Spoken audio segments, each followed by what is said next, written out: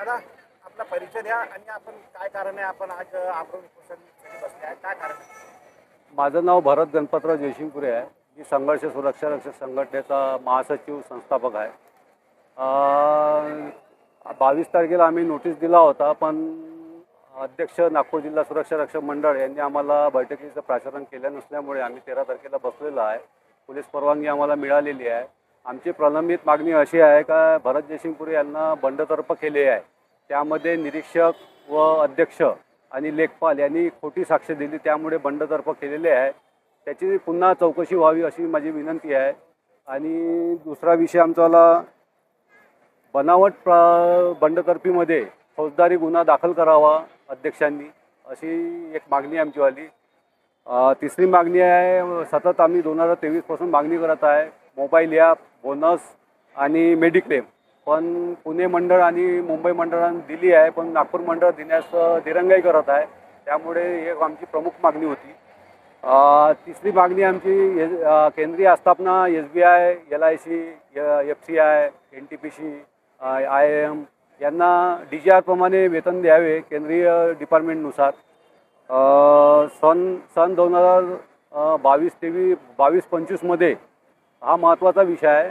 इथे नागपूर जिल्हा सुरक्षा रक्षक मंडळात आस्थापना नोंदीत झाली आहे, पण खाजगी सुरक्षा रक्षक अधिनियम 1981 नुसार त्यांना संरक्षण दिले नाही. पण यामध्ये एवढा मोठा भ्रष्टाचार दिसतो. त्या 22-2025 या दरम्यान काही आस्थापनेला नोंदीत करून घेतले आणि त्यांना सुरक्षा रक्षक पुरवले सुद्धा, पण काही आस्थापनेला पुरवले नाही. यामध्ये असं वाटते का भ्रष्टाचार दिसून येतो आहे. तरी अध्यक्षांनी तातडीने मीटिंग बोलवावी आमचीवाली, असं आमची मागणी आहे. आणि समोर 15 ऑगस्ट असल्यामुळे उपोषणाची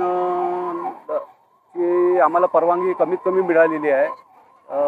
एवढे बोलून मी माझे भ्रष्टाचार म्हटलं आपण, कशा प्रकारचा भ्रष्टाचार?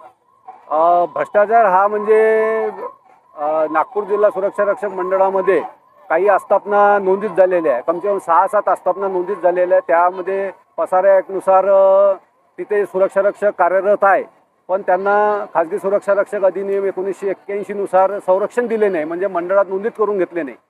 आणि त्या पण मंडळाच्या पत्रानुसार एक दिसते का बा 2025 मध्ये काही आस्थापना आल्या, त्यांना सुरक्षा रक्षक नोंदून नाही घेतले आणि त्यांना पुरवण्यात आले. पण इथं असं दिसते का बा म्हणजे भारतीय अनुच्छेद 14 नुसार कायद्यापुढे समानता दिसत नाही. समानता न दिसल्यामुळे इथं भ्रष्टाचाराचा मोठा जात उगम दिसतो. म्हणजे काहीला प्राधान्य दिले, काहींना नाही देत आहे. मंडळ हात वरतं करत आहे. फक्त एवढंच बोलून मी माझे शब्द. उपोषण केव्हापर्यंत?